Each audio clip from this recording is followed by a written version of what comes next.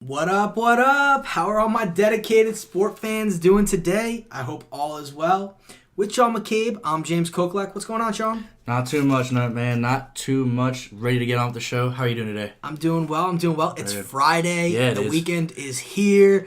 Anyway, we are back with another juiced up show for you today. And in today's lineup, we will review the divisional round of the NFL playoffs, as well as look ahead to the upcoming weekend and preview the NFC and AFC championship games.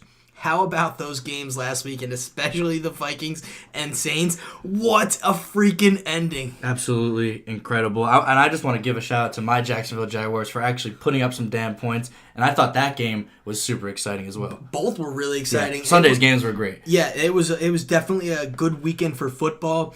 Also, we have a couple more intriguing topics we're going to talk about. We're going to dive into the Cavs slump and how worried should their fans be. And last but not least, we're going to talk about how the Olympics will fare with the NHL players banned from going. Find out next, right here on BTH. Your number one source for sports. You know who I can't stand? Kevin Durant. He looks like Donald Trump and Hillary Clinton had a kid. Now, who can argue with that? I hate Boston. I'm the biggest Miami Heat hater you'll ever meet. I just don't understand where you're getting your bogus information from. What the hell are you even talking about? Well, I'm sorry you're too freaking sensitive to handle the truth. You think I'm crazy? I'm just getting warmed up. You're now between the hash marks with James Koklak and Sean McCabe.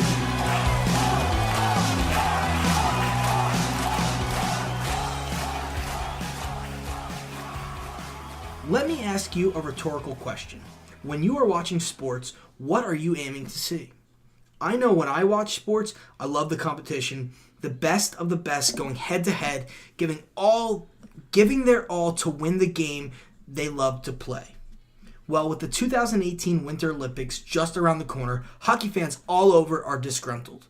This time around, the NHL did not allow their players to play for their respective countries and lace up the steel for the Olympics in South Korea.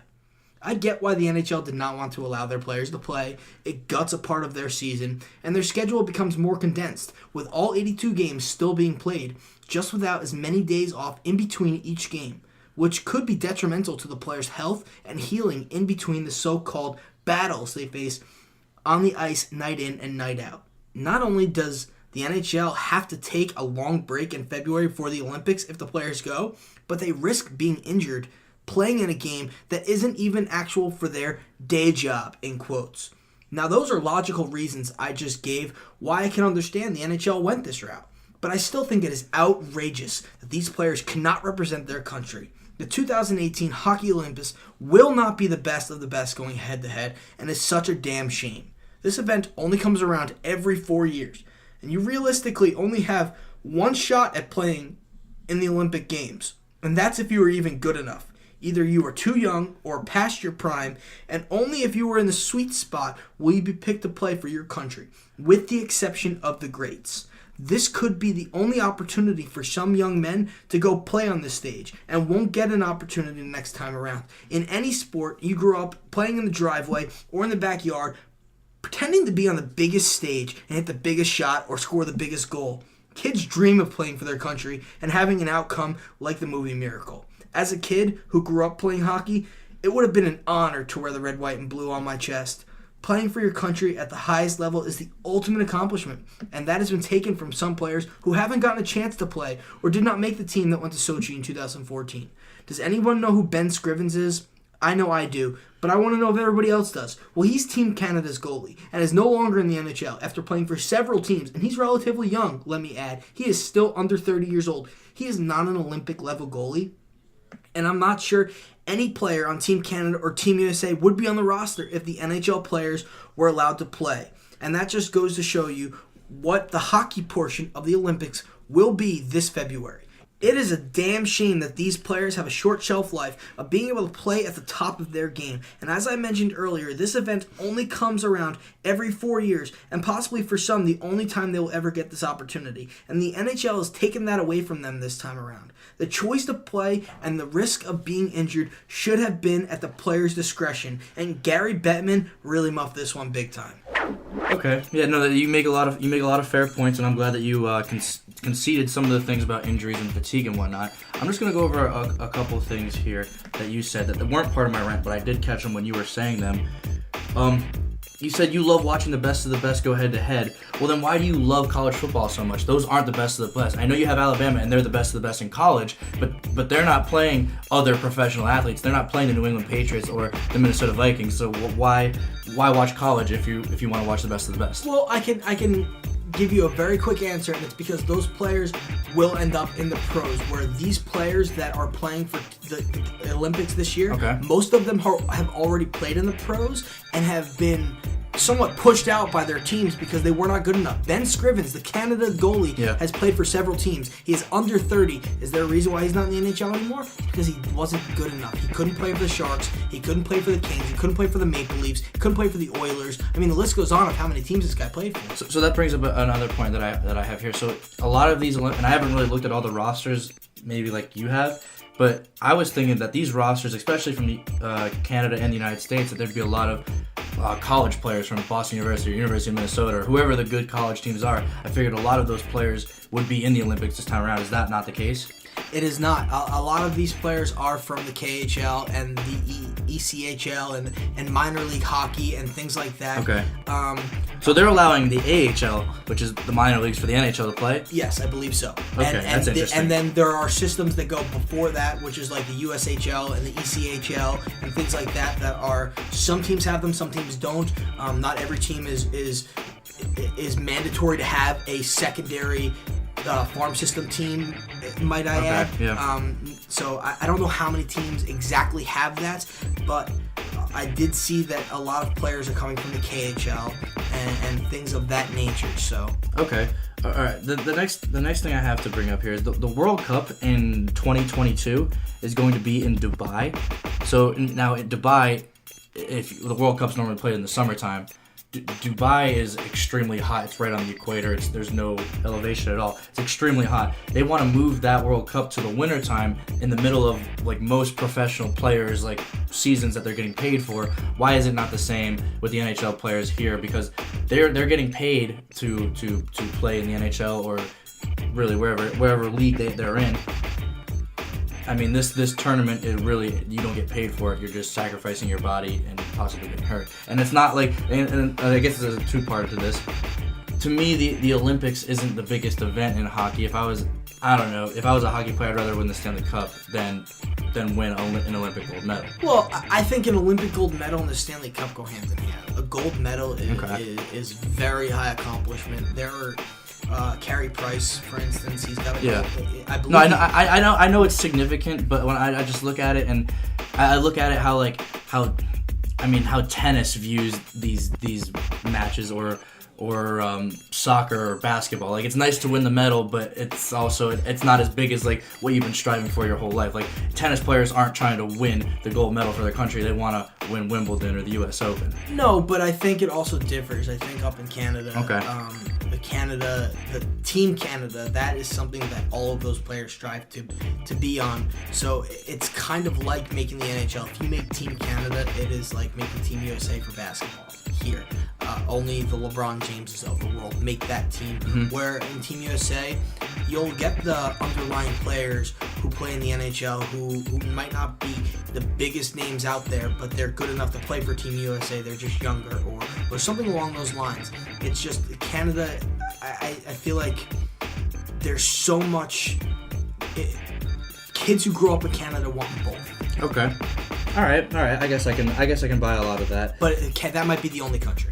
Okay, and another thing you did bring up with like how the rosters are going to be so depleted. I did see that in Sochi, all 25 players on the Canadian and the United States roster were from the NHL, and I think like 17 or 18 from Sochi were on the Russian roster were from the NHL. So, but the other countries, this definitely benefits them because I was looking at like Slovenia and they only had like 2 players from the NHL, so their team is not really going to change that much. Sweden's going to take a hit too. Sweden is filled with NHL players. They actually, I believe, won the gold medal back in 2014, if I'm not mistaken. I'd have to double check that. It was either Sweden or Canada.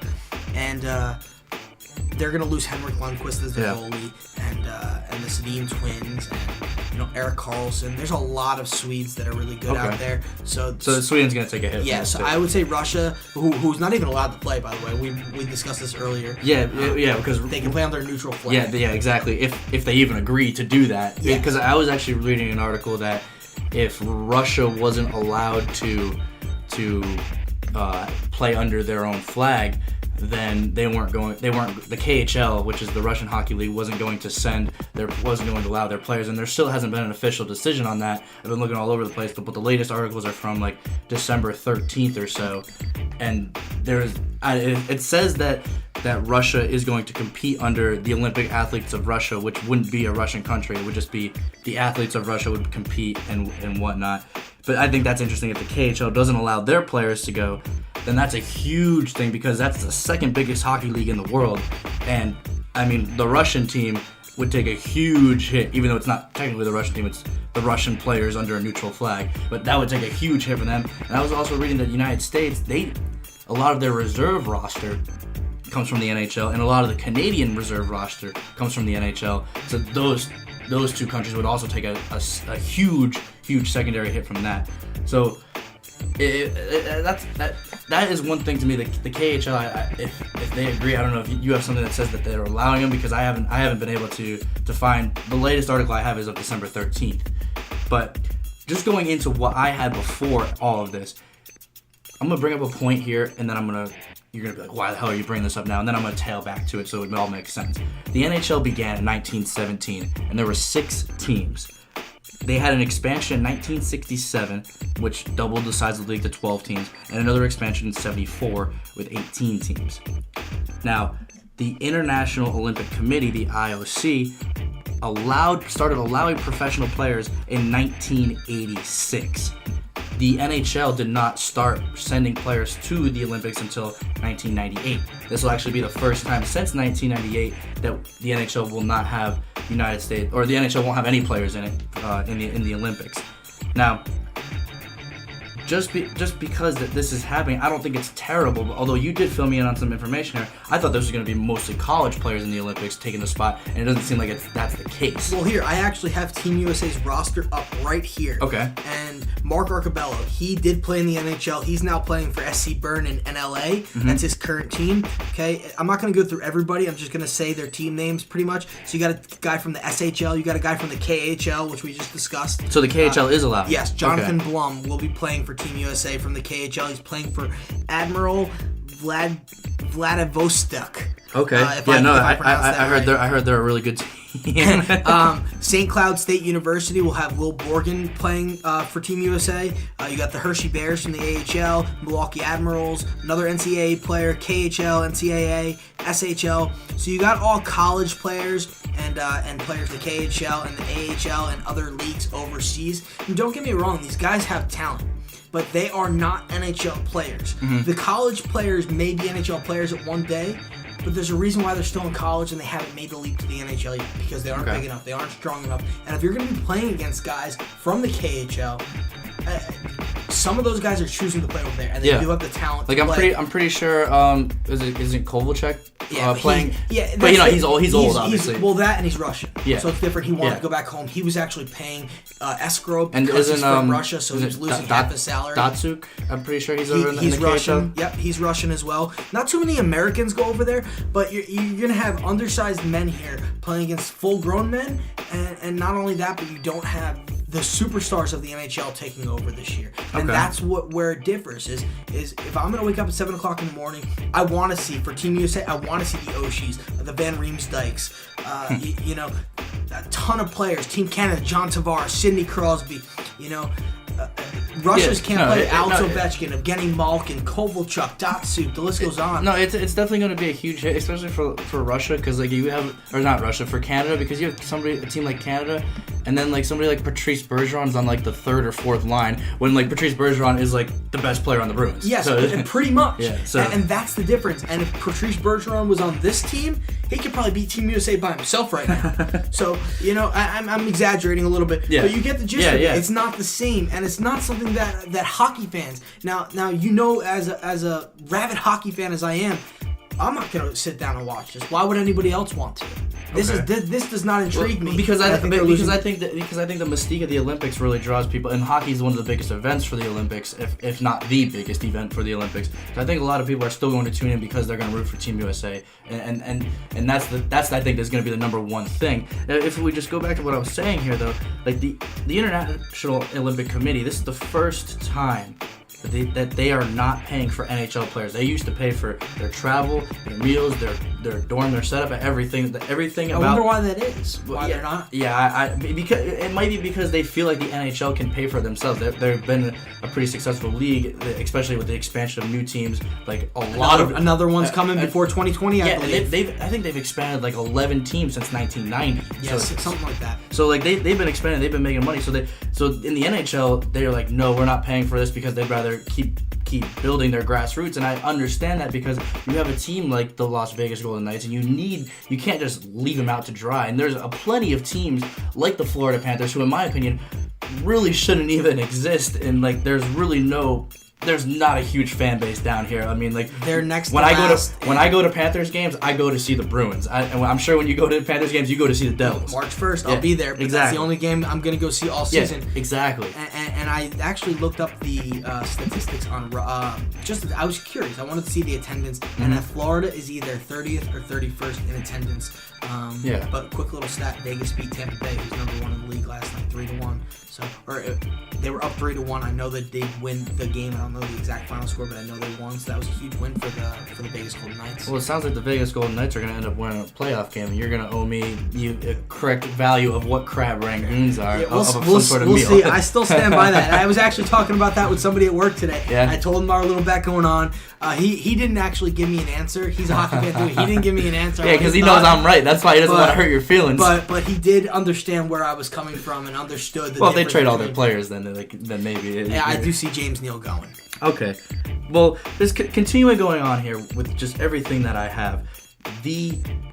Last Olympics, the 2014 Sochi Olympics, there were 4 players that had season-ending injuries. John Tavares of the Islanders, Henrik Zetterberg of the Red Wings, Alexander Barkov of the Panthers, and Thomas Kopecky of the Panthers.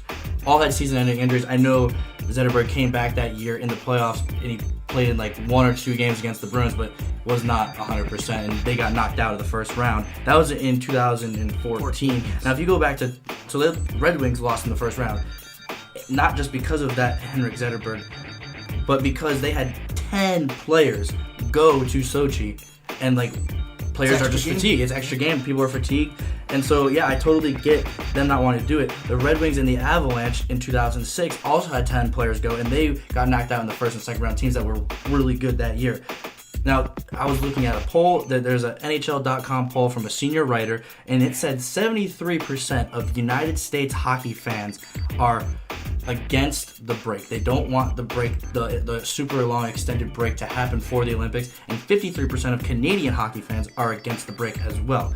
So I don't know, you're a huge USA hockey fan, so you're in the 27%. Well, I agree. I don't like the break either, because you're only seeing your team play 4 or 5 times over that course, and where your NHL team would probably pay... What's that, mid-late February? Yeah, and the NHL team would probably pay 7 or 8 times in that span, so you're missing a couple games there.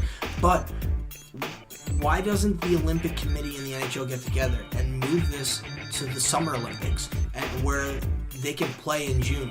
And yes, you're going to come right off the Stanley Cup final into playing the Olympics, but it does not take out of the hockey season. It still gives you another 2.5 months to get ready and rest for the upcoming season. Then you don't have to worry about cutting into a season or players getting injured and missing the rest of the season. If they get injured, they still have 3 months to recover before the next season starts. And an ACL injury is really the one injury that takes the year to heal. Yeah. And it's very, very rare, knock on wood, because I don't want anybody on my team to get this, but it's very rare that an ACL injury happens in the NHL. Okay. Very rare. Okay. And I was bringing up those years earlier at the very beginning of my response to you because I wanted to prove to you here, what is the most memorable United States hockey team that you can think of? And it's pretty easy.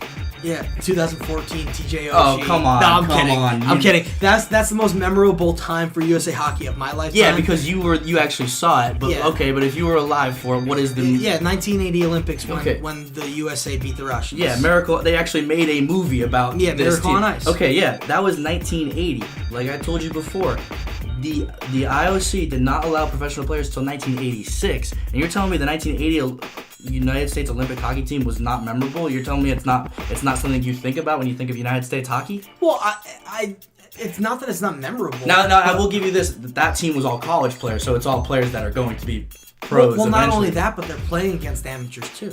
Now you have college players and players that are playing in the AHL, who's technically, yes, it's professional hockey, but they're in it's the minor leagues. You're going to be playing against professional hockey players that aren't in the NHL, and they may not be as good as NHL players, but they're still as big as them. They're still as strong as them. The game is still as fast, and there's something that all hockey fans should know this, but most people that don't watch hockey on a daily basis won't know this, that the ice size is different.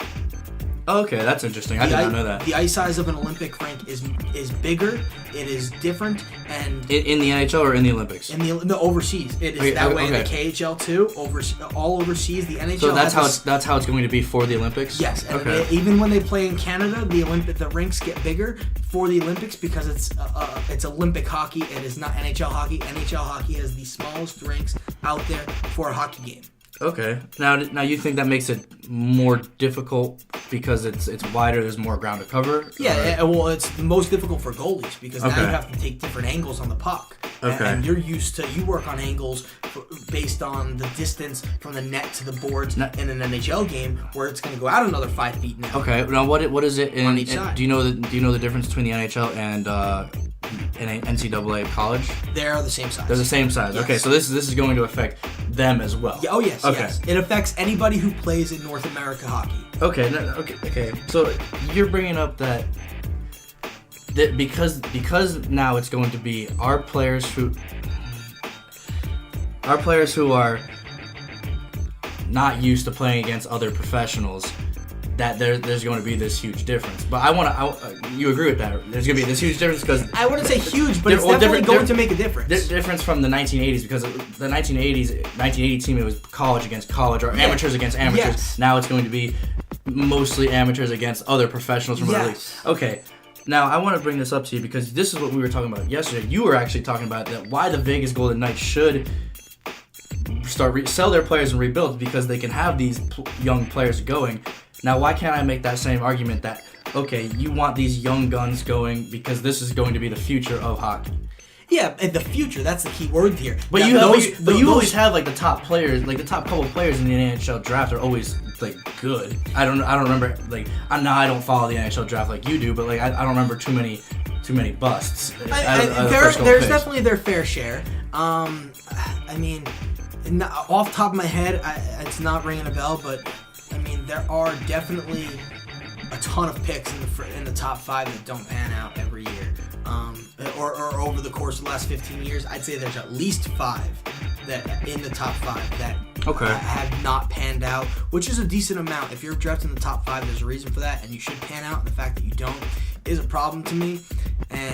But it's the future. Those players should be playing in the Olympics in 4 years from now, when they're in their primes. Okay. Rather than now when they're still kids and they're still growing into their bodies.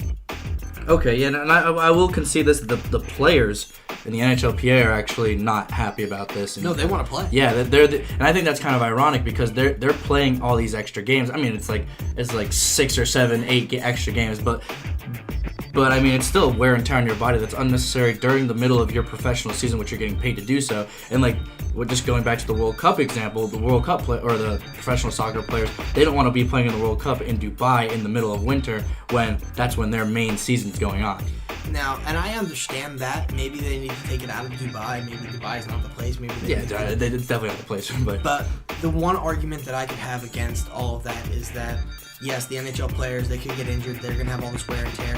But you have one shot, for most players, one shot to play in the Olympics. Okay. There's always next year to play in the NHL. Yeah. And the year after that, if you continue to build and grow as a player. But 4 years a long time. And if you're 25, Are you going to go back to 29? Maybe. Or they might take someone who's 27. But if you're 27, and are you going back to 31? I highly doubt it. Unless you are that good. Okay? And I mean, the Team USA captain this year, I think, is going on 40. Brian Giunta, he's an ex-Devil. He's no longer in the NHL. Wow, he's on the team? He's their captain. Wow. So that is my point. Okay. That is my point. All right. But coming up next, we're going to discuss the divisional round of the NFL playoffs and look forward to the conference championships. What a weekend of football, and I can't wait to discuss it right here on BTH. You're listening to Between the Hash Marks with James Koklak and Sean McCabe, brought to you by an unknown sponsor we don't have yet. Now back to the show. And welcome back to Between the Hash Marks. We just had a rousing segment about the NHL not allowing their players to go into Olympic hockey. You really got to check that one out. If you have not listened to it, please listen to it again. Coming up right now, we have the divisional round review, going through all the games quickly. Killer speed time. We got Patriots, Titans. And this one, let's just pass on this one. The game was over before it started. Well, I mean, that's not even true, though. I mean, I would love to say it, but the Titans actually made it an exciting first quarter. 7-point lead at first. But, I mean, after that, it was just complete annihilation. And, I mean, we've been saying it for about 7 or 8 weeks now that the Titans are not a playoff team. They didn't deserve to be in. The Ravens should have been over them. The Chargers should have probably been in over them. I'd say the Chargers. I wouldn't go as far as the Ravens. Well, I mean, the Ravens.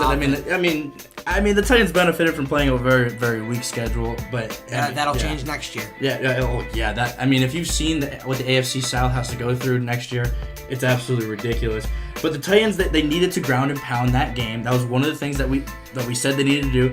They had 65 yards, and 37 of them were by Mariota.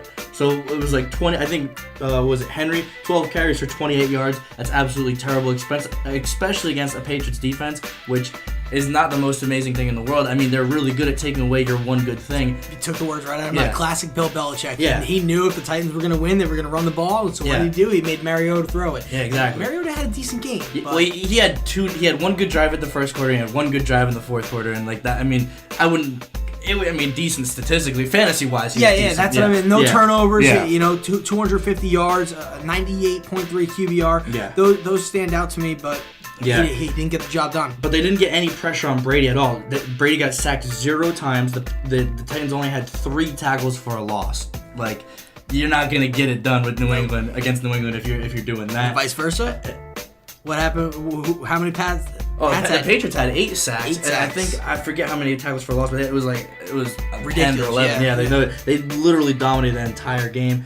And I mean, what I've been told. I mean, it's funny because been told Brady's been dipping towards the end of the year every year for the past 3 or 4 years now, and I said he'd play well, and he played amazing, and it's just you knew when he has that rest late in the season, he does very well, especially against teams that don't belong there. And the Titans, they didn't belong there at all. It would have been a better matchup, Kansas City and New England. He's got one of the toughest tests of his career coming up, though. I truly believe that. No, I think it's going to be up there with those tests against the Broncos and against the Ravens and maybe and against the Colts. Older Colts. Yeah, exactly.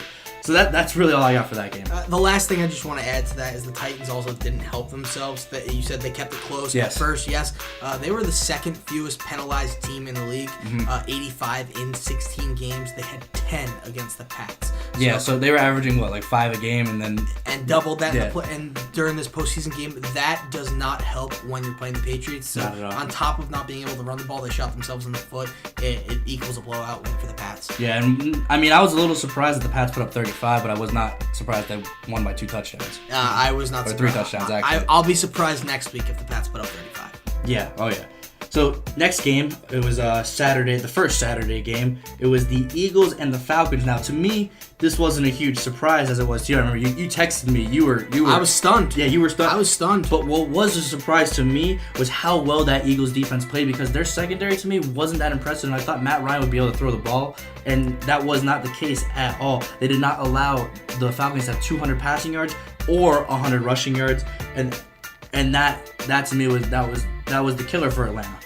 I think the Eagles outcoached the Falcons for one, And the other takeaway that I got from this game, and fans are not going to like this, but neither team looked Super Bowl ready. No. Neither team belongs in the Super Bowl, and that's my take on it. Well, I think the Eagles' defense looked like they belong. I mean, they shut down an offense that I've been saying all year. They've been statistically as good on the offensive side of the ball as last year's team. And against all year we saw not converting in the red zone. And then 2 weeks ago against the Rams, Matt Ryan actually put some nice drives together and made those touchdowns in the red zone, and that's what they've been missing all year, and I thought they'd be able to continue that going forward. But also what I've been saying is Atlanta has been battle-tested all year, and I said, well, I used it as a good thing, but I also said, well, if they've been playing playoff games since like week 10, then they're probably a little fatigued here, and I think it definitely shows. Something that worries me moving forward for the Eagles is they have 2 offensive touchdowns in the last 3 games. Yeah, and yeah. That's worrisome going into the NFC Championship game for me. Okay, yeah, no, I could definitely can get behind that. It's interesting though, because like going into this game, and it was brought up that Atlanta, they outgained their opponents all year, but against the Rams they actually did not, but they got those lucky turnovers. And then against Philly they got those lucky turnovers, but they weren't able to, they put points up on the board when they got the turnovers, but they weren't able to really do anything with it. And in fact, another turnover they should have had right before halftime, that crazy play where I think it bounced off, was it Trufant's leg or was it Neal? I don't know. I think it was Neal. It bounced off his knee and it was caught by Torrey Smith. And yes. It was like and it led to a long field goal, which really I think helped the Eagles. That was one of the field goals they needed to win the game, because if they had one less field goal, Atlanta could have chipped the 25-yarder for the win. This had to, and fans again won't like this, but I'm gonna be as real as I can. This game bored the hell out of me for the most part. So I have to tell it how it is. Yeah. The Sunday games, complete freaking opposite. Yeah, no. Those games I were agree. unbelievable. But this Eagles-Falcons, the Pats-Titans, we kind of knew how that was going to play out. Yeah. The Eagles-Falcons kind of, I really thought the Falcons were going to bring it to them. I know the Eagles' defense is good, but the Falcons have the experience. They have a good run game. Matty Ice can be Matty Ice. Yeah. Their defense is decent. Yeah. And they have a defensive head coach. I thought this was a Falcons win for sure. Yeah. The fact that they didn't show up, Matty Ice didn't play good. Eagles played out coached them. Defense played lights out. And well, let me you bring, it's an interesting point you bring up about Matt Ryan. Now I'm gonna just lay out 5 stats between player A and player B. And I just want you to think about who these quarterbacks could be. All right, player A had 3,600 passing yards, 23 total touchdowns, 13 interceptions, an 85 passer rating, and 325 rushing yards. All right. Player B, 4,000, almost, we'll say 4,100 passing yards, 20 total touchdowns, 12 interceptions, 91 passer rating, and only 150 rushing yards. Do you know player A and player B? can you give me 2 names to say this? It's one of these 2 players. This is okay. So one player is Matt Ryan. I figured. Yes, Who's the obviously, and the other player is Blake Bortles.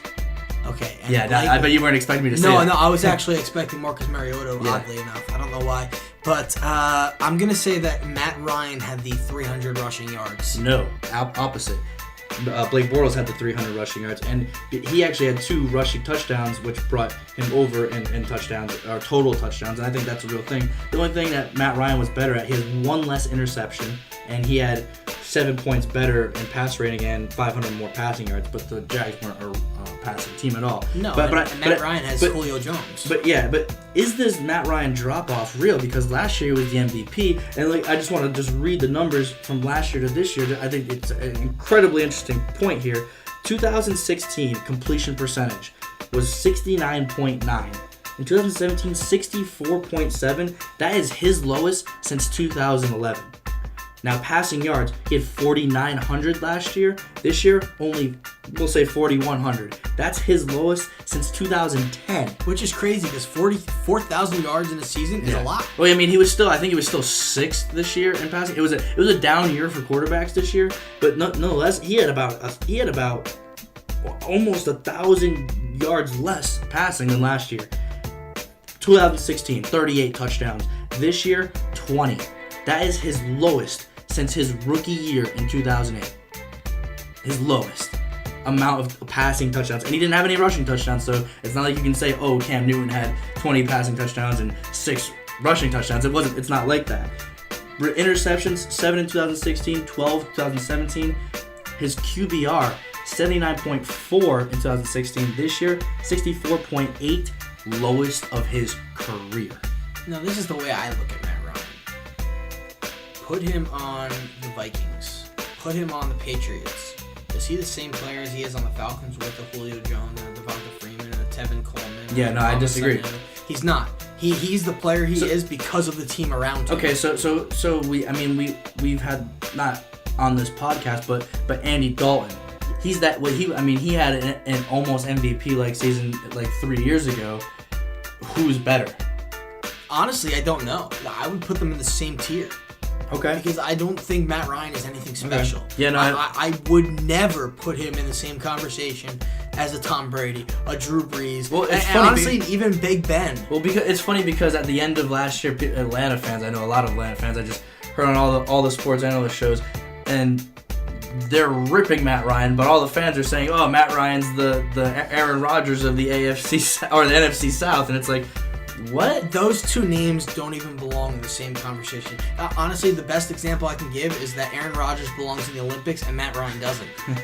And if the NFL players were not allowed to play and Matt Ryan was not in the NFL, he's the one who should be going instead of Aaron Rodgers. Okay, that's how I look at him. Now, Matt Ryan's a decent player, just like the players that are going to the Olympics are decent, but he's not that superstar. But you could argue that this is the worst year of Matt Ryan's career since his rookie season. He's had almost staggering career lows since like 7-8 years ago, and it's just like, wow, what is going on? He's no longer Matty Ice in my veins. He's now Matty Ice Cold. All right, that is all I got for the Eagles. Yeah, all same right. here. All right, we're moving on. Jaguars Steelers. Wow. All right, I am very surprised by the final outcome of this game. I had the final score 16-9. I'm a little bit off. I don't even remember my score, but how does Mike Tomlin still have a job? Okay, yeah, we'll get to that in a second. But I do want to say here, I did give you the stat about Blake Bortles last week, where when he's good, he's really good. Ahead, his quarterback rating is 103.8 when he's trailing 66.1. Well, against Pittsburgh, not amazing, but they were ahead the whole game. He had a 94.1 rating, so that just shows you that when they're ahead, he plays well. Well, why do they call Pittsburgh Heinz Field? Because they're playing catch up the whole time. Oh man, that's a knee slapper. That's a damn knee slapper, that's for sure. But I also want to pat myself on the back a little bit here, because I did say if the Jags get a slight lead and if they had a good first quarter, then I did like the Jags, but I couldn't do it. I couldn't pick them. Who would pick the Jags? The Steelers. But I also want to say that I did pick them at the beginning of our playoffs. It'd be Jags Patriots. No, you did. But I just couldn't. Jags Steelers. The Steelers are the more talented team here, and their defense is not far behind the Jaguars. Yeah. I don't see how the Steelers lost it. That's why I'm wondering, how does Mike Tomlin still have a job? Yeah. I know the offensive coordinator was fired. Him and Big Ben did not get along. No, not at all. That seems to be the reason. But there are way bigger issues than just Todd Haley. I mean, if you look at all the distractions this team had, I mean, Le'Veon Bell talking about his salary next year, and there's just so many different. The Todd Haley thing was another thing that just came up, and it's just like, and I heard, what was it, 2 days ago that Le'Veon Bell yesterday that Le'Veon Bell was not showing up for the walkthrough. Yep. He was supposed to show up 2 hours before the game. He showed up way later than that. Yep. And it's just like, dude, what are you doing? And Mitchell talking about, whenever you look ahead, it's like, it's crazy because the Steelers have this weird obsession with New England, and it's just like, I don't know. You know how like when a girl like really likes a guy in like middle school or high school, like she'll be like really mean to him. I think that's kind of how the Pittsburgh Steelers are to the New England Patriots.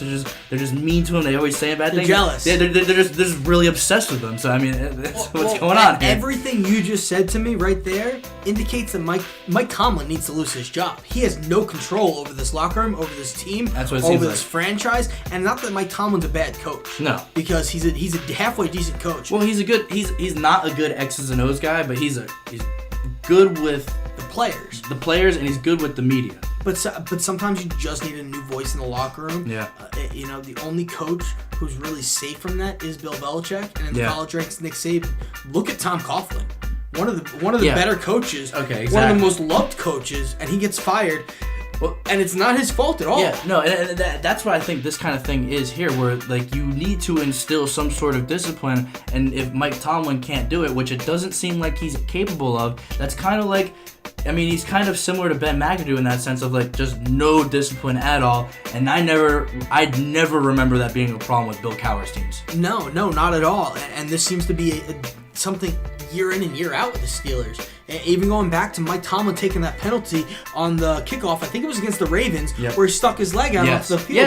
And it's like silly things like that. Yeah, not that he's a bad coach, but enough's enough. This Steelers team, in my opinion, was the most talented football team in the NFL this year. You've been saying so since August. So just a little stat here. Big Ben, 469 passing yards, 5 touchdowns, 110 passer rating. Brown, 7 receptions, 132 yards, 2 touchdowns with 2 amazing catches, by the way.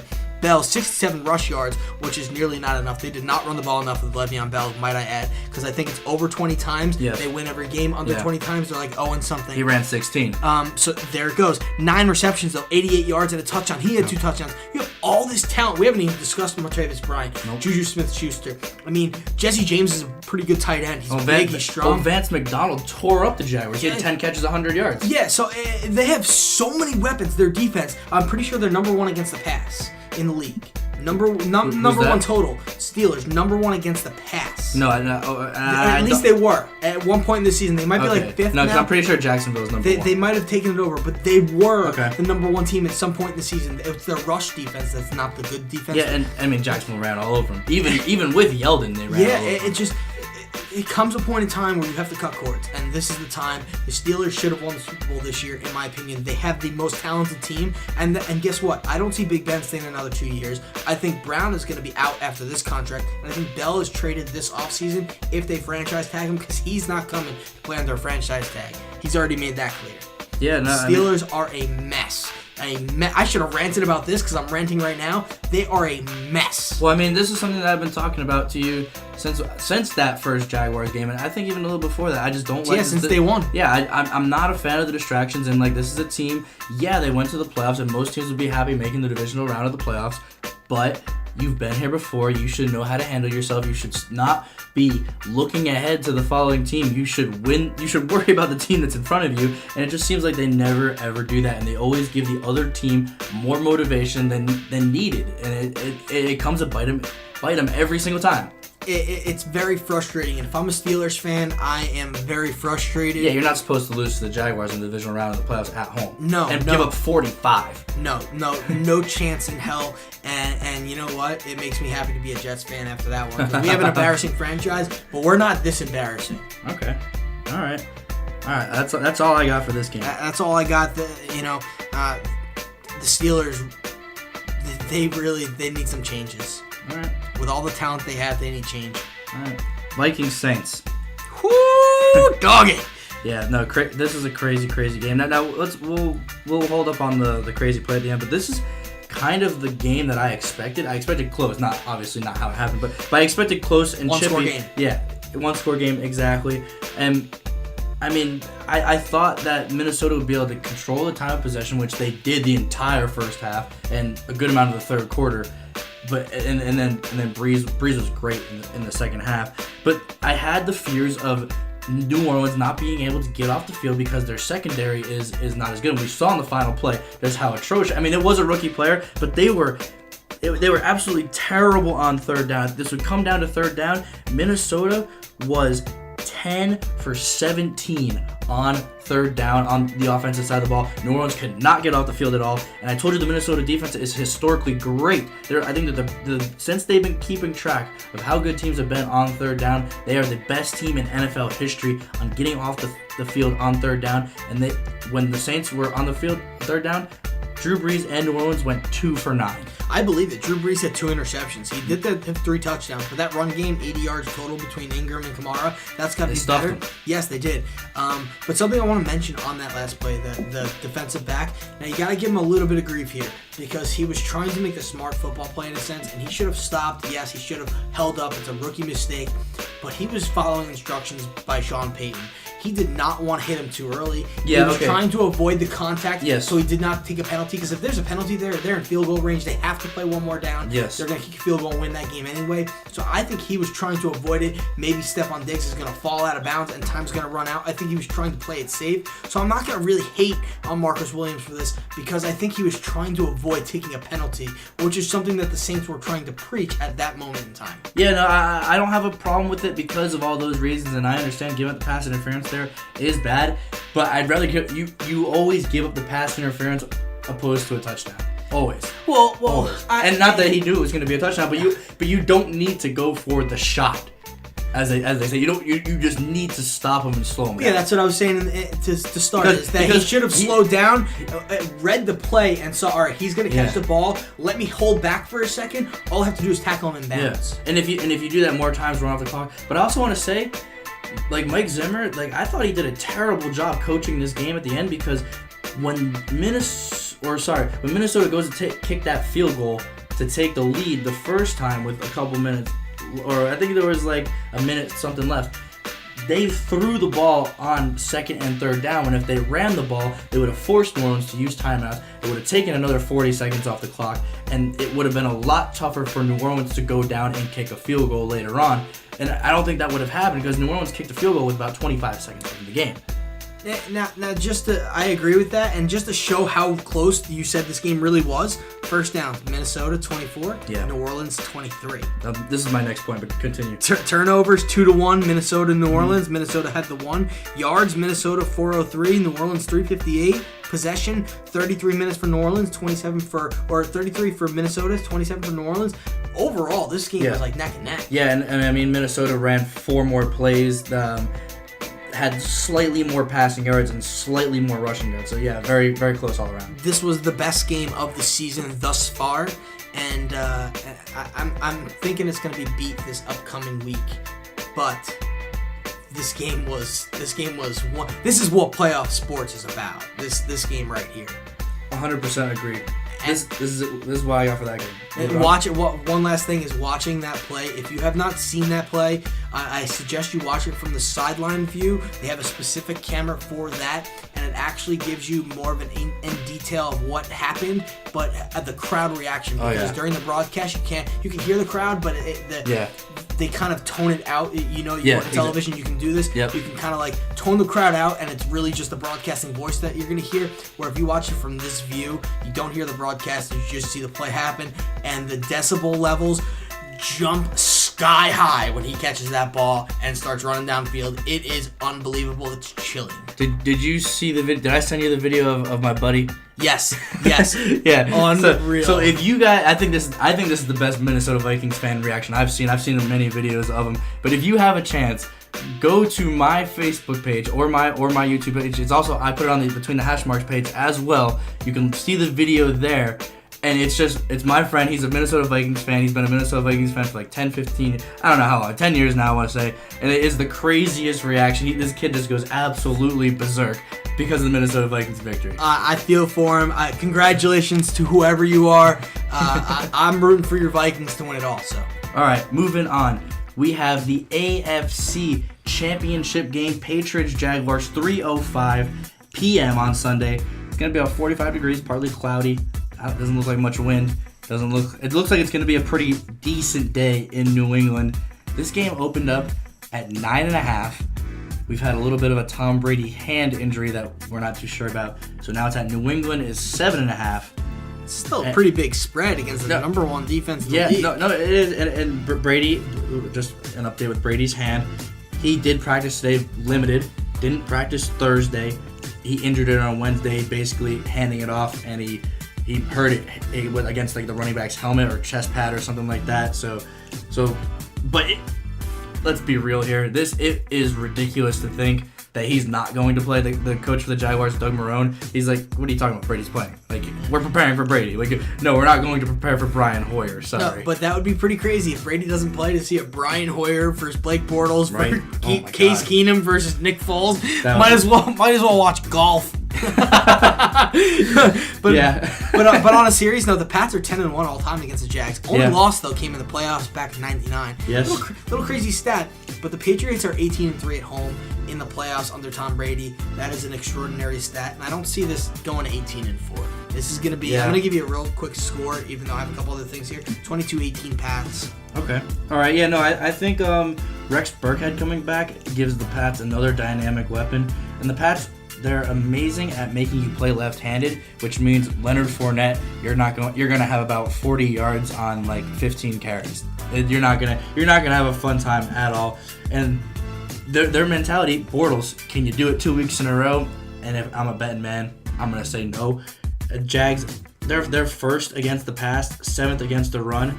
So I mean, although they've actually done well the last 2 games against premier running backs, LaShawn McCoy and Le'Veon Bell, they held them. I believe LaShawn McCoy had 3.9 yards per carry and Le'Veon Bell had 4.2. So that's very, very good. But can they stop that New England running game? Because that is a dynamic running game. It's not superstar driven. It's cuts and speed. It's speed and cuts, and it's like, if they can stop the run game, well, can you stop the horizontal pass game? The 3-yard out by James White that goes for 16 yards, or the 2-yard out to Deion Lewis that goes for 20 yards. Can you stop that? And also, I know this is a lot of what Brady is going to do. He's going to dink and dunk. He's not going to go over the top because the Jaguars have a great secondary, but the Jaguars gave 100 yards and 10 catches to Vance McDonald, the tight end for the Pittsburgh Steelers. How the hell are they going to be able to cover Gronk?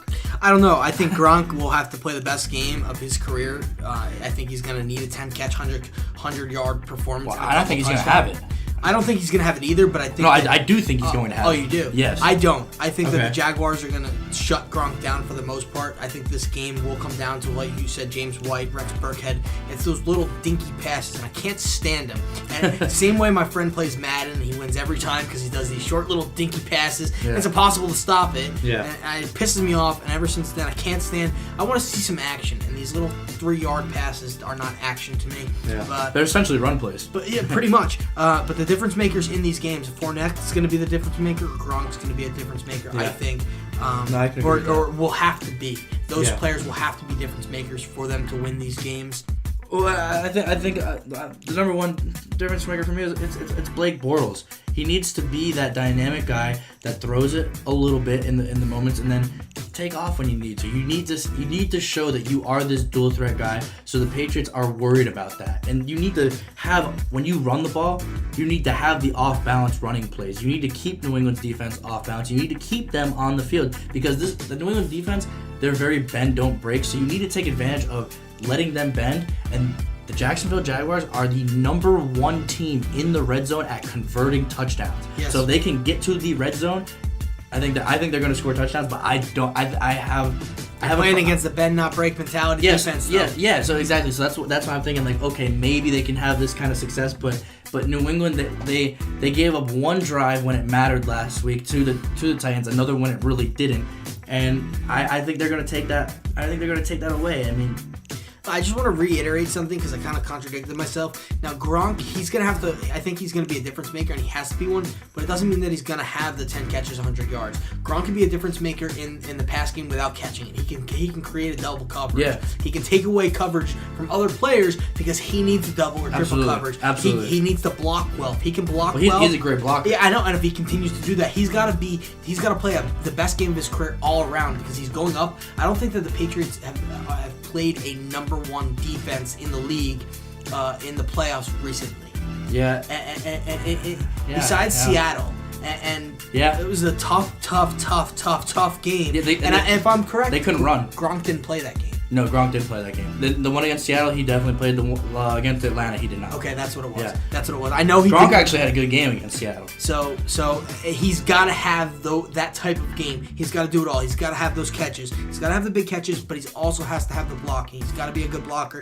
He's got to create matchups for his quarterback. So even if Tom Brady's not going to throw the ball, let him look to Gronk, throw off everybody else, and have Brady looking Gronk's way and throwing the ball another way, and that's going to be the difference in this game, I think. And if the Jags win, Fournette's going to have to go for over 100.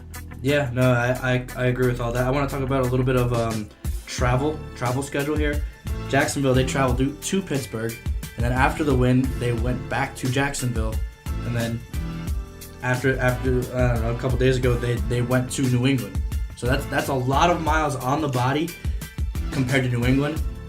They haven't played a road game they haven't left New England when this game is played in over a month. Week 16 they were at home against Buffalo, and week 17 it was who they play first, Buffalo or the Jets? But it was Buffalo. Jets were the last game. Okay, yeah, so whatever. So they haven't left New England since week 16. It's been 5 weeks since then. That they're extremely well rested. Jacksonville's been traveling all over the place. They went to San Fran. They went to Tennessee. They had a home game at Jacksonville. They traveled to Pittsburgh. They've traveled to a new destination every single week for about 5 or 6 weeks now. So that will definitely take a toll. And like I said, I think this is going to be a close game, though. I think we'll see the wear and tear later on in the game, third, fourth quarter, second half. Okay, yeah, I can agree with that. I mean, the Jags are actually the number one first quarter team in the league, which is kind of weird. They have the most scoring in the NFL. That is weird. And like, if they don't have that good first quarter, something else that I like about Jacksonville going into this game, and I don't think it's going to win them the game, but the difference is that you heard right after the game against the Steelers, Jalen Ramsey came out and said, we're going to win this with an expletive, and we're going to go to the Super Bowl and win that with an expletive. And you haven't heard from the Jags since. Yeah, they've kind of taken the Patriots route rather than what the Steelers did last week and kind of looked ahead, where the Jaguars are not doing that. And I think there's a huge difference between what Jalen Ramsey said. He didn't say anything about how we're going to destroy the Patriots. He said we're going to win. Like, our abilities are going, like, because we put this much effort in, because we're this team that just doesn't care. We don't have that kind of pressure. We're playing with house money. Like, that's what he's saying. It's when Pittsburgh makes those kind of comments, it's always like, yeah, we're gonna destroy Brady. Yeah, we're gonna make sure Gronk doesn't do anything. And when you do that, when you single out individuals like that, well, that's when those individuals want to go off. And I saw this. I think this is pretty funny. The only person to bring down Brady really hard are Tom Coughlin teams. Now, this isn't a Tom Coughlin coach team, but he is. It's a Tom Coughlin team. Oh, yeah. I mean, the discipline is coming from Tom Coughlin. Oh, absolutely. Everything's coming from Tom Coughlin. Doug Marone's calling the plays and everything. But, I mean, this is... Can Tom Coughlin do it again? It's possible. And we haven't even really talked about the Jaguars' front four. And this is a dangerous front four that gets after the quarterback. Yeah, with I'm blanking out here. He just came over from the Cardinals. Well, they got Calais Campbell. He's up for Defensive Player of the Year. Yeah, so I think he had 14 sacks on the year. Yes, he did. And I mean, Dante Fowler, Unique Ngakoue, who had the crazy Miles Jack, Telvin Smith. I mean, their front seven is just. I mean, I forgot Malik Jackson and Marcel Darius, who they got from Buffalo, who can stop the run. So that defensive line is very, very good. And they need to get pressure on Brady. They're playing with house money. The one advantage they have is that nobody thinks the Jags are going to win. Yeah. If they win, they're talked about forever and ever and ever, and everybody's going to remember this game and talk about how the Jags were so good. If they lose, this is just another game. Nobody's even going to recognize the fact that the Jags lost, because everybody has already mentioned that the Jags are going to lose. Yep. So this is a win-win for the Jaguars. They're building their team for the future. They're still a young team who nobody thought they'd be here. Everybody thought it'd be another couple of years. Yeah. So they got to this point, maybe the playoffs, but not to the AFC Championship game. This is a win-win for them. They have no pressure to win this game, and I think that's going to help it. And that's why I think this game will be 22-18 and not like 22-0. Okay, you got 22-18 New England. I have 21-13 New England. Okay, so similar. Yeah, and just so people are aware, yes, these are my two favorite teams, but I am rooting for Jacksonville. So when Jacksonville if they win, I can't say when, but if they win, you can't call me a damn bandwagon fan. I actually have a Jaguars shirt on now. And Yes, James, is this, what logo is this? This is the old one. Exactly. So I've had this shirt from way back. I can't stand their new logo. It is a little, the color scheme's a little annoying. It's hideous. How could anybody want to look at those helmets? They're absolutely hideous. Make them one color. I like I like the old teal and black ones. Yeah, no, I when they do the all black, that's what I like. Yes, So, I just wish they'd change their helmet. yeah. All right, moving on to the NFC Championship game. Eagles, Vikings in Philadelphia at 6:40. Temperature's going to be up 49. Clear night. Minnesota opened at -3.5. It's now at -3. There's really no major injuries in this one. There's no Rex Burkhead coming back or nobody really leaving the game. Vikings are coming off of a super emotional win we talked about a little bit earlier. To me, this game is about Case Keenum and him not being prepared. I heard on an interview on Tuesday that this is from his mouth, he had not gotten 2 hours of sleep in a row Sunday night or Monday night, which tells me that he's still celebrating. And Philly played on Saturday, so they have an extra day of rest. And I can guarantee you they practiced Monday. They practiced Tuesday. They were getting ready that time when Keenum wasn't getting ready. There's a time to party. There's a time you have no time to rest right now. You need to get back to work, and I just don't know. I don't like that at all. What scares me is that the Vikings have not won a road. I mean, they haven't had many chances, to be real, but they have not won a road playoff game since 2005, and that was in Green Bay. But the little kicker here, was Randy Moss, I believe. Yes, and we discussed this off the air, is that the Vikings are 6-1 in their last 7 on the road. You said that their schedule was not too demanding on the road. The +4 in the turnover differential during that 7-game span on the road is impressive to me, but they need to stay balanced in this game. Well, I mean, their road, I believe they only lost 2 games on the road this year, at Carolina and at Pittsburgh. And then Pittsburgh was week 2. Yes, it was week 2. So their last 7 road games, they're 1-6 or 6-1. Correct. And let's not get it twisted here. They did beat Detroit 30-23 on the road. They beat Atlanta in Atlanta. That's a very impressive road win. But the margin of victory of their road wins is much less than their margin of home victories. I mean, if you look at a team like the Bears, when they played them in Chicago, they only won 20-17. Mitchell Trubisky's very first game. That is not good to me. They only beat the Packers with no Aaron Rodgers. This is when Aaron Rodgers comes back onto the IR, and Brett Hundley, he plays like he's a middle schooler, honestly. Like he plays terribly. They only won 16-0. 16-0, that's a blowout, but that's not an offensive blowout. So that kind of concerns me. And this game is in Philly, and that Philly defense has really showed me. Like, look, you look at Minnesota's offense, you look at Atlanta's offense. I like Atlanta's offense a lot better than Minnesota's offense. And how is Minnesota gonna be able to move the ball? No, and I agree with you. The only thing that I would say to whatever against that would be that the Vikings defense is better than the Falcons defense. So the Eagles won't. I don't think the Eagles will be able to put up any points. Yeah, okay. 0 points. They're going to get a donut this week on the scoreboard. Oh, I disagree with that. The Vikings defense is that good. See, I think the Vikings defense is good enough to do that. However, Philly won last week, and I don't want to be so just all about last week, but they won last week and they did not have a turnover. I believe they had they had 2 turnovers. No, sorry, the defense didn't create any turnovers. The offense had 2 turnovers. Yes, but the defense did not create any turnovers, and this is a very opportunistic team. If you play fantasy, you know to take the Eagles because they score touchdowns on defense and special teams. They did not do that last week, and I think this week, not that you rely on it, but it's something that happens for them more times than not, and it didn't happen last week at all, and they still won the game. I've got it right here. Eagles need to force turnovers to win this game. Well, there you go. So I agree with that, but... And Minnesota last week, they had the turnovers to win the game, and they still almost lost. They should have lost. But it's to a team that we both thought was going to the Super Bowl. At the beginning of the playoffs, yeah. We both had them beating the Eagles at some point in the playoffs, I believe.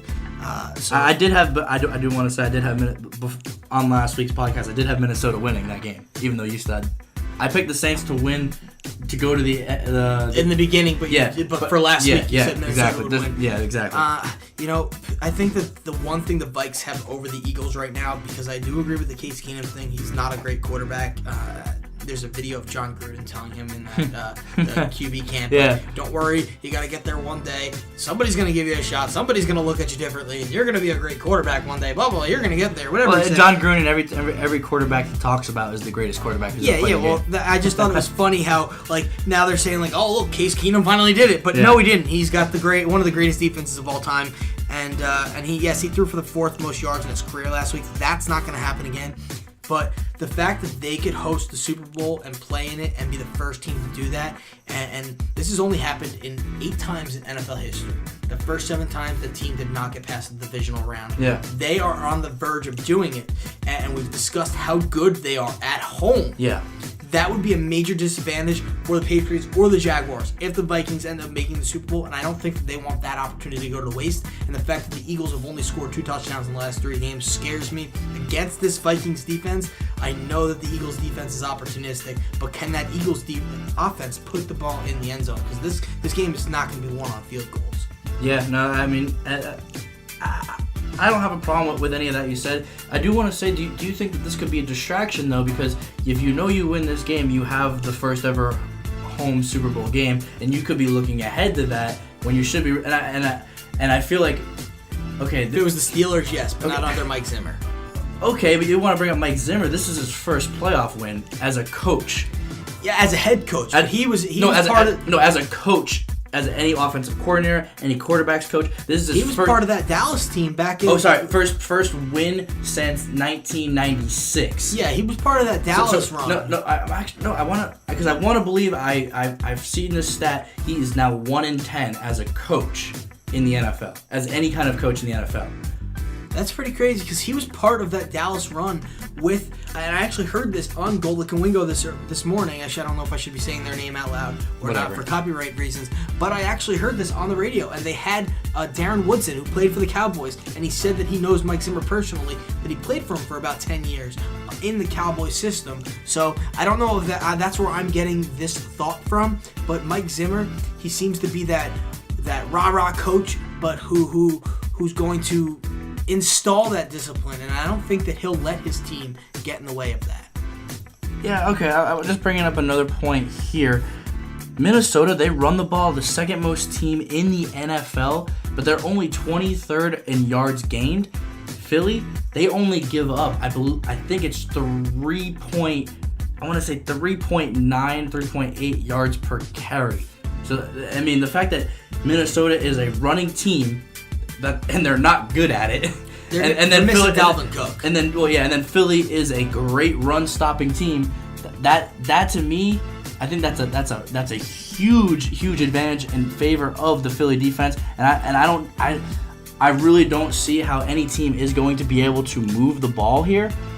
So that's why I think this is going to be a super low-scoring game. I have it 17-16. I think that's a little high, but I expect some weird touchdown turnovers to happen. So that's my main thing here. Now, Mike Zimmer was the defensive backs coach for the Cowboys from 94 to 99 and the Dallas Cowboys defensive coordinator from 2000 to 2006. Okay, all right. So Mike Zimmer's record, or what did the Cowboys do those he years? Is a Super Bowl 30 champion. Okay. Super Bowl 30 champion, 2-time AFC North champion, 2-time NFC North champion. Okay, so I guess this stat here it goes back to 1996. He's 0-10 then in the playoffs, because or as a defensive, as at least a coordinator or head coach, he's 0-10, because I know he's 0-7 with Cincinnati. And that's because Marvin Lewis. And I know he lost that game with Minnesota against the Blair Walsh game.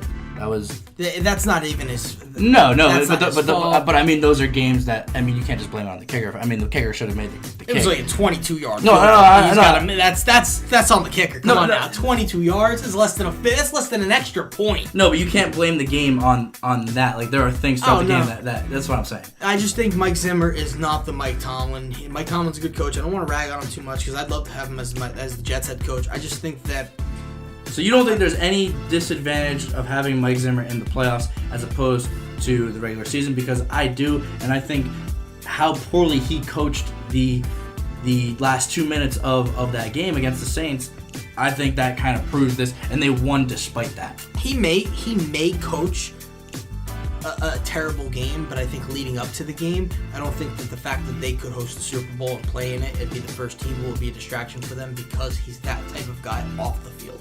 All right, yeah. I have the Vikings winning this game.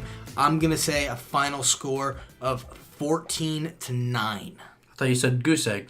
You're right. 14 nothing. 14 nothing. Okay. And if they score any points, it'll be 14-9.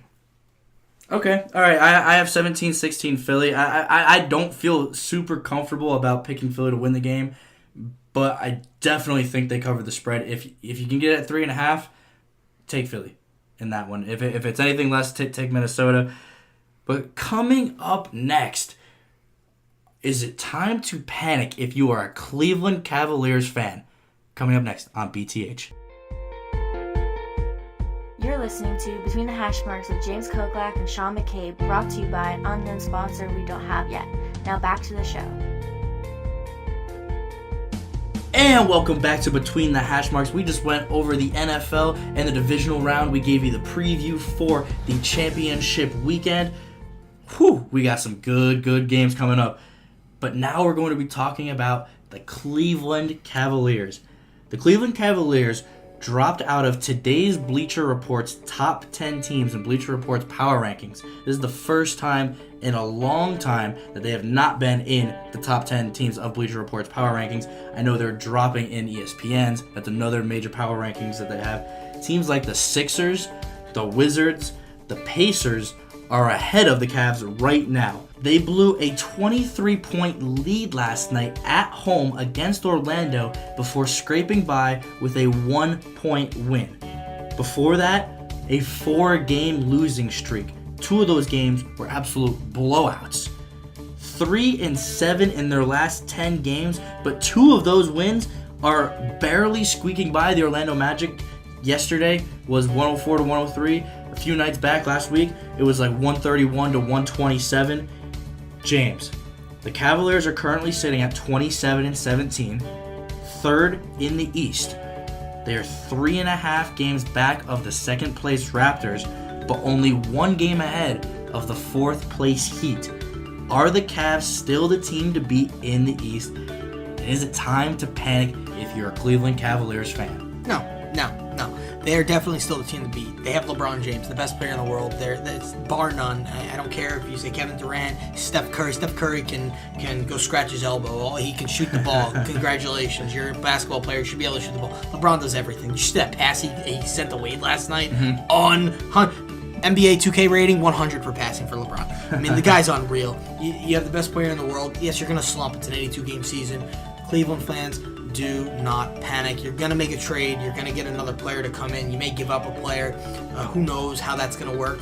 But yes, before yesterday's game, in your last 10 games, your points for were 103.5. Points against were 112.6. That is down for their regular all-around season. Before yesterday's game, they score 109, let up 108. So their defense is really where they struggle. Yeah. And I think LeBron's playing too many minutes, which is one. But if LeBron can stay healthy and not play too many minutes, this team's going to be just fine. LeBron's got more experience than anybody in the entire league combined, probably. I mean, the man's been to he's like the Tom Brady of the NFL. He's been to how many finals in a row now? He's been to how many finals in his career? He's a walking experience, and even if he's not playing the best basketball, he can make his teammates better. Yeah, see, I don't necessarily disagree with you, but I think there's something off about this Cavaliers team. Now let me just read you some statistics about their defense, and they've been terrible since Christmas, but these stats are the entire season. Just listen to this. Cavs defense, 24th in points allowed for the entire season. Cavs defense, 30th in assists allowed. That is worst in the NBA. Cavs defense is 15th in turnovers forced. So that's very, very average in stealing the ball. Cavs defense, 27th in blocks. That shows me no interior defense at all. 24th in opponent field goal percentage. Teams are getting off easy shots. 20th in opponent 3-point percentage. They can't defend the 3 either, which is, this game is all about the 3. If you can't guard the Warriors, then you're not, I mean, what are you going to do? Their offense is fine, completely fine. I think they're 5th in the NBA in scoring right now, but with such a good offense, they're only plus 0.08 in point differential, tied for 11th with the Clippers. Now, teams like, well, I'm just going to read the top 4 teams in the NBA in point differential, and you'll see a huge difference between the top 4 teams and the Cleveland Cavaliers. Golden State, plus 9. Houston, plus 7.8. Toronto, plus 7.7. Boston, this is even a huge drop from Boston to Toronto, plus 4.8. And Cleveland is still 4 points off of that. So the defense, if you're playing playoff basketball, you really need the defense. But I will say this. It is January. This is the most relaxing time of basketball. It seems like the Cavaliers do this a lot. It seems like LeBron James does this a lot as he's getting older. LeBron, he's completely different in the playoffs. But I do want to say this, though. The East this year is a lot different. It's way more depth. It's a lot more grit. They're growing. Yeah, they're growing. I mean, they've had all the top picks for the last 10 years. So something that I wouldn't mind seeing is maybe a Kemba Walker trade coming over to Cleveland and replacing IT. Put IT over in Charlotte. I don't think IT fits that team well. He doesn't play great defense, and that's their struggle. Yeah. Kemba's a better defensive player. He may not be great, but he's better than IT. Another thing that I would like to see, and I'm going to throw this out there, is hypothetical. I know we talked about it before. I'm going to throw another player into that trade, though. Okay. I'd love to see the Brooklyn pick with a Tristan Thompson and a Kevin Love for an Anthony Davis. Okay.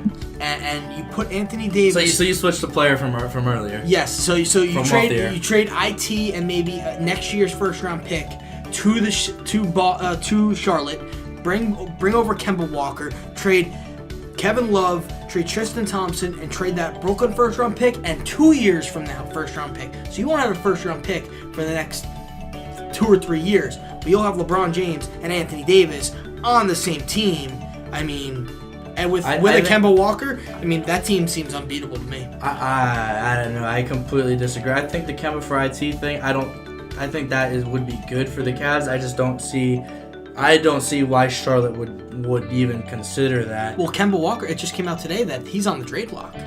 Yeah, but for Isaiah Thomas, he's come back from injury and he had 2 good games at first, but since his injury, it's 6 games, 14.8 points per game, 3.5 assists. His assist numbers in Boston were 6.5, and he's shooting 25% from 3 and 36% overall. That's terrible. I think that one, it's rust. But 2, I think that playing with LeBron takes away some of the spotlight from him. He doesn't have the ball as much. But that shouldn't affect your field goal percentage. Well, no, that's rust. But I think the assist is because he's not touching the ball as much. Really, the offense goes through LeBron, so LeBron's going to get a lot of assists. His game has had to change to come play with the Cavs, and because his game has had to change, and he's not a great defensive player. If not, he's really bad. He's a huge defensive Kyrie's not a great defensive player, but much better than IT. Yeah, but he's not a huge. They don't have to hide Kyrie. They have to hide Isaiah. They have to put him on the worst player. Yeah, and it's just, I think that if you somehow were able to get IT for Kemba Walker, even if you had to give up a first-round pick with it, and maybe another player, maybe a role player I don't even know. I wouldn't even know who to put in that trade. But if you can make that work and then bring in Anthony Davis somehow, I think that those are the 2 moves. This probably won't happen. I'm just saying hypothetically, those are the 2 smartest moves for the Cavs in my opinion. Yeah, no, I'm not saying that they wouldn't be smart for the Cavs, but it just doesn't seem realistic that these things would happen for the other teams. And I think the Anthony Davis one is even more unrealistic because the Pelicans are actually playing well this year with that Anthony Davis, that twin tower combo with Cousins and Davis, and their point guard situation is completely, their guard situation is fine. Are they going to make that hurdle in the West? Probably not. But if you are watching the Pelicans games, they just beat Boston the other night. Isn't DeMarcus Cousins a free agent coming up though? He may not. No. He's got a fat contract. It's Anthony Davis. Davis. I knew one of them. Yeah, but they're going to re-sign him. They have complete plans to re-sign him. They have to. But if What if he doesn't want to play there? Well, I know he's going to say, I want to make it work. I want to make it work. I want to make it work. But deep down inside, you don't think that he's thinking, all right, I've been here. I'm one of the best players in the NBA, and I still can't get the job done here. Well, I want to go play somewhere else. No, I don't think that at all, because this year, with DeMarcus Cousins, with an actual other good player, they are playing very well. Not to mention they have Drew Holiday, who's a very good point guard, and Rajon Rondo, very good backup point guard. I think they're completely fine. They do need another piece to make that team up in the echelon of the Western Conference, but they just beat Boston in Boston. So I mean that's a very good win. They've gritted out these wins against good teams, against the Milwaukee Bucks, like against Giannis, and they have these good wins. They have these signature wins for the season, and I think they're competing this year. And why sell something that is working out this year? I don't think Anthony Davis or Kemba Walker will end up on the Cavs. I just think that those are the two smartest moves, and I think that we also talked about this earlier while we were prepping, is that DeAndre Jordan is the most likely candidate to end up on the Cavs. No, that's my favorite. And I think that it would be asinine for them to give up that Brooklyn pick for DeAndre Jordan.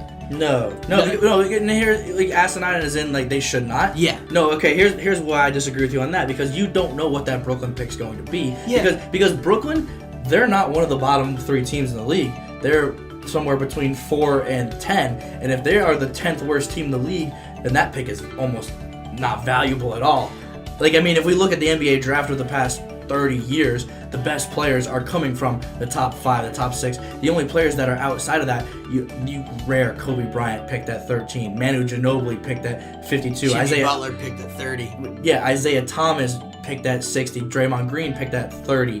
Whatever. So like those are very far in between kind of things. You see Tim Duncan, number 1 overall. You see somebody like LeBron James, like number 1, number 2, number 3, number 4, number 5 players that are really getting it done here. Well, one reason that I don't like the trade for DeAndre, if they trade that Brooklyn pick, is because he can't hit free throws, and then now you're turning the game. But neither back can Tristan into Thompson. Yeah, and I've been the first one to say that Tristan Thompson needs to go.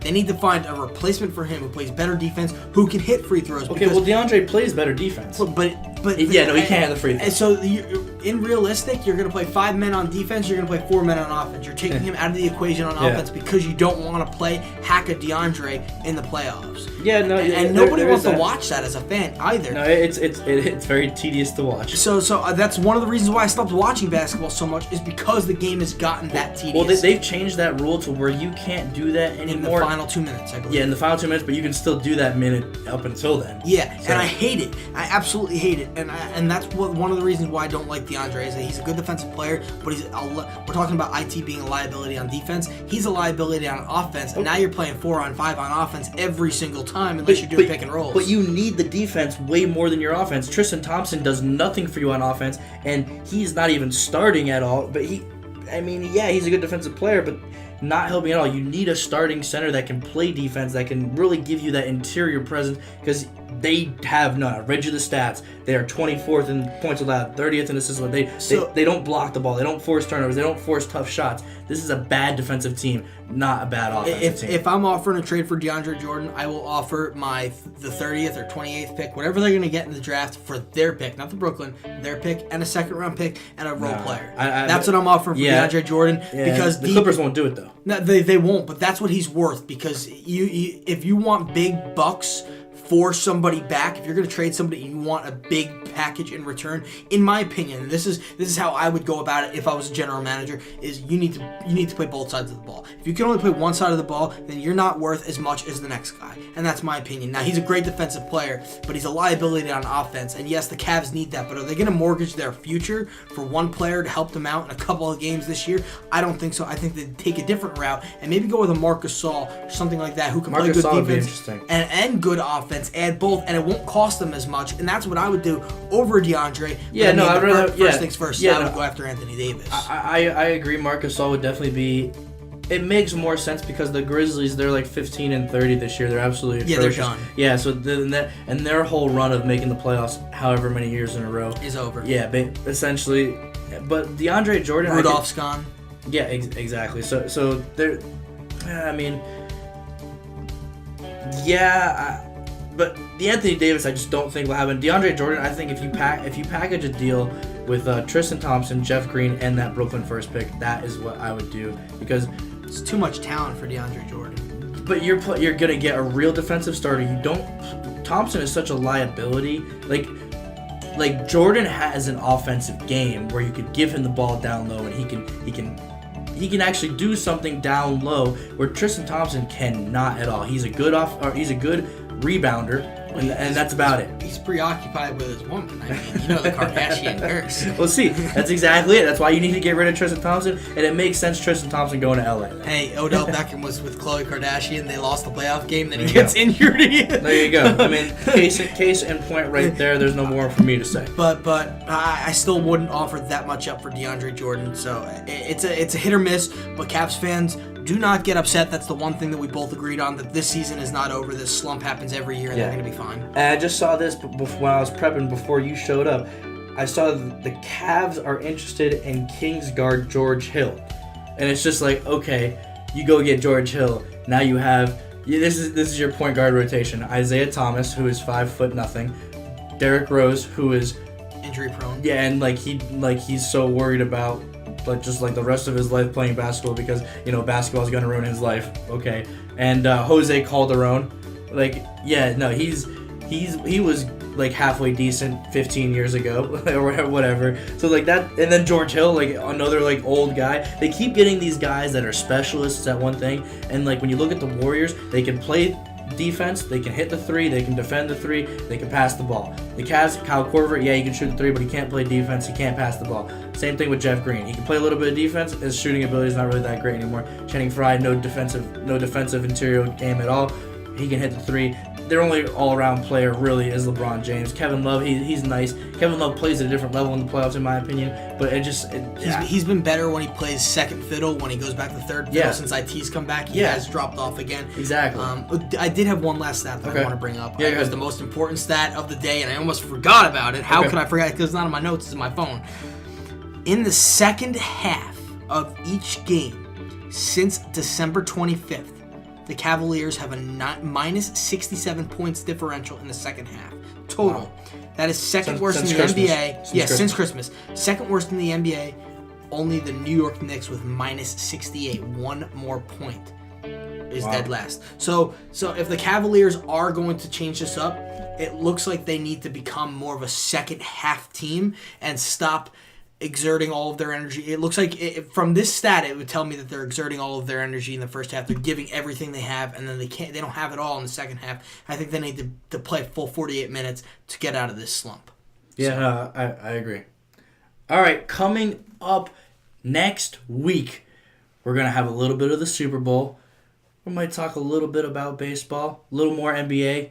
Who knows? Maybe even a hockey story for you. You don't want to do that. Yeah, don't go off on a huge rant. We have hockey. I know that's what gets you going. The Devils had a big. I sent you that goal. You did. No, that was nasty. That was nasty. In overtime, that absolutely nasty. Hey, Bruins are looking pretty damn good. Yes, they are. They had more points than the Devils. Yeah, and I can't even believe it. I thought they looked like they were done first 15 games of the season. Tuukka Rask's been the man.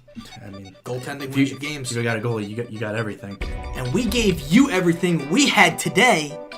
So we're going to end the show right here. I'm going to sign off. I'm James. I'm Sean. And we will see you next week. Make sure you tune in for another great show right here on BTH.